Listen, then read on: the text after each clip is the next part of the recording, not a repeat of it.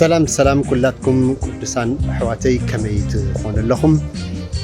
ባርከስ ሕጂ ሒዘልኩም መጽእ ዘለኹ ትምህርቲ ናይ ቃል ኣምላኽ ኮይኑ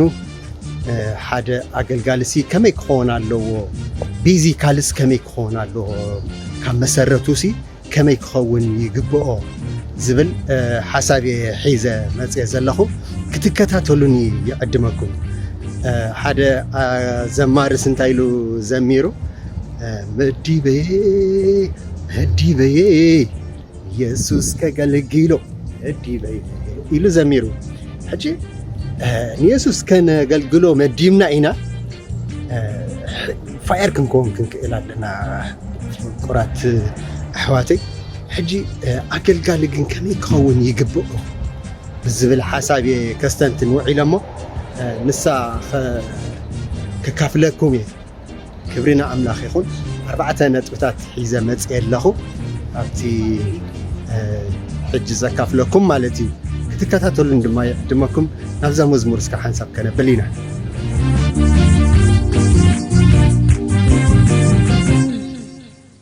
ዝባን ግራቱ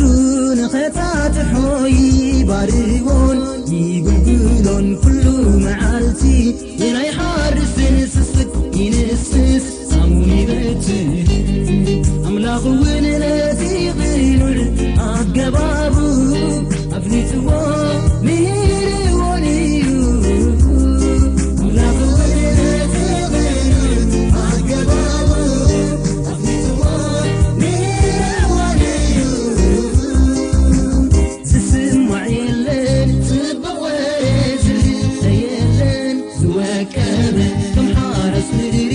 ንግራቱ ጻድቕ ይነብር ብእምነቱ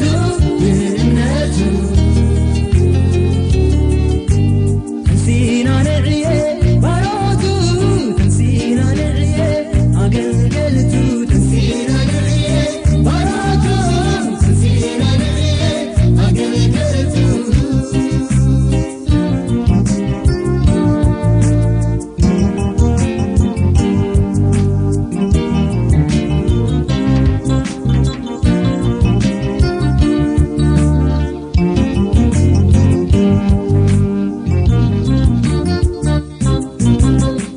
ዘጽርየሉ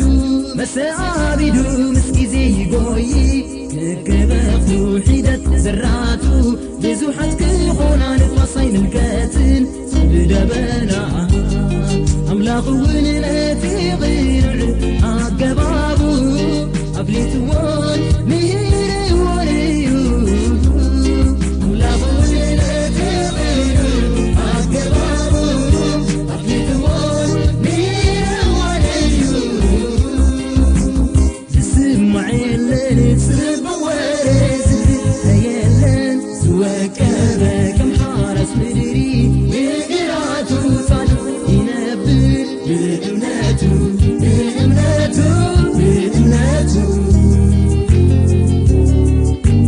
ተንሲና ንዕየ ባሮቱ ተንሲና ንዕየ ኣገልገልቱ ተንሲና ንዕየ ባሮቱ ተንሲና ንዕየ ኣገልገልቱ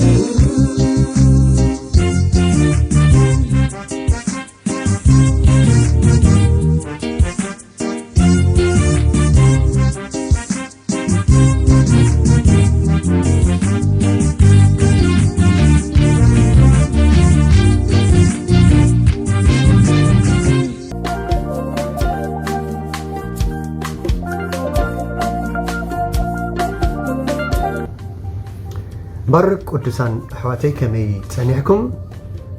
ክብሪ ንኣምላኽ ይኹን እምበር ኣብዚ ናይ ሎማዓንቲ እንመሃሮ ትምህርቲ ኣገልጋሊ ማለት ንኻልኦት ምግልጋል ማለት እዩ መጀመርታ እንርእዮ ካብ ቀዳማይ ነገሥት ምዕራፍ 12 ፍቕዲ 7 እዩ ኣብ ቀዳማይ ነገሥት ምዕራፍ 12 ሮብዓም ዝበሃል ንጉስ ኣለና እዚ ሮብዓም ዝበሃል ወዱ ንጉስ ሰሎሞን እዩ ዝኸውን ዘሎ ወዱ ንንጉስ ሰሎሞን መቸም ወዱ ንንጉስ ሰሎሞን ክበሃል ከሎ ኣዝዩ ጥበበኛ ኢኻ ትጽበ ግናኸ ዕሽነት ክገብር ከሎ ንርእዮ ትርጉም ናይቲ ዘለዎ ፖዚሽን ስለ ዘይተረድአ أشنت كجبر كله نرئي كون دم ما يبلنا توم هزبسي تأكيبهم كزاربوا ومتهم أبوها أخبي دلنا نيرو نسخة جن كتقللنا كتما حيشلنا إلى متهمه نسو جنا نتاجروا مجمرتان نتوم نبوء زمخروا وزنبروا متشم نتبابنيا سلامون كتماخر نبعلها خميزة عمسلة تباب كهلو وكاك خيلا لو مالتي سلازك قللت سبات يكون نتصويع مجمرتان نتوم عبيتي نقول سلامون أبو زمخروا وزنبروا نعوم تصويعوا كميجي انتاي كملسوا لهم يلوهم السم دما زبلوا ونرأيو نزه حزب زي لومي جيليا انت خونكايو انت اقلقل كايوم ملاش دما انت هابكايوم صبوق قالون انت تزارب كايوم شعو نساتهم نحورو قلاو كخون خائيوم يلوم تزاربوا نزه حزب زي لومي جيليا انت خونكايو يلومو اقلقل مالت جيليا مخان مالتي أقل مالت رأسها التنيتلو رأسها التشاملو دليتك التجبرلو زي كونه زمت غبنيات السبات انتي لمو أقل جيليا انت خونكايا نزه زي جيليا خدكونه يقبعك كلو خلون نري أقل مالت نفسها التتعبا بيلو كبرها التقلتصلو مالت زي كونه جيليا مخان مالتي جيليا كان فقط أملاخ جيليا مخان مالتي انت أقل كايوم كا يلمو كمون انت يقور كالوم انت أقل كايوم كم شنوية أقل مالت انت أقل كا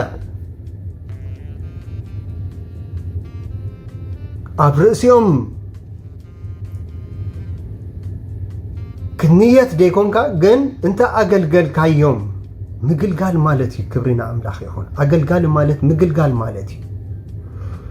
ملاش دما انت هابكايوم ملاش زهبي نتز تحتتو ملاش زهب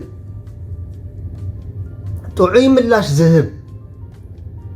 صبوق قالون انت تزارب كايم شعو نساتهم نحوارو قلاو كخونو خايم يلمو مجمرتا جيليا انت خون كايوم يلمو جيليا مسكون كايو السم قن انت كخونو خايم تمليسم قلاو خا كخونو يلم تزاربو يبلنا قدامي نجس معرف 10 تخلت ስለዚህ ሮብዓን ግና ክሰምዕ ኣይንርአን ናብቶም መንእሰያት ከይዱ ነቶም መንእሰያት ንስኻትኩም ዳ ምኾርን ኢሎም ንስኻትኩም ከንታይ ትብሉን ኢሎም ንሳቶም ከዓ እዛ ኢደይ እዚኣ ንእሽተያ ጸብዕተይ ካብ ሕቆ ናይ ኣቦይ ትረጉድ ኢልካ መልሰሎም ኢሎም ክፉእ መልሲ ክምልስሉ ከለዉ ንርኢ ብኡ ምክንያት ድማ ካብ እስራኤል ኣብ ክልተ ክትግማዕ ከላ ንርያ ማለት እዩ ይሁዳን ቢንያምን ጥራይ ተሪፎም እዮም ካልኦት ብሙሉኦም ናብ ተሓደ ከይዶም የሮብዓም መፂ ካብ ግብፂ ክገዝኦም ከሎ ንርኢ ማለት እዩ ስለዚ ኣገልጋሊ ማለት ንርእሱ ዝፅዕር ማለት ኣይኮነን ንርእሱ ዝድልብ ማለት ኣይኮነን ከም ድሌቱ ዝገብር ማለት ኣይኮነን ንርእሱ ዝድልብ በቃ ንርእሱ ዝፅዕር ማለት ኣይኮነን ኣገልጋሊ ማለት ወይ ኣገልጋሊ ዝበሃል ብመሰረቱ ቤዚካሊ እንታይ ማለት እዩ ሓደ 4 ነጥብታት ቅልጥፍ ኢላ ክርኤ ውፉይን ኡዙዝን ክኸውን ኣለዎ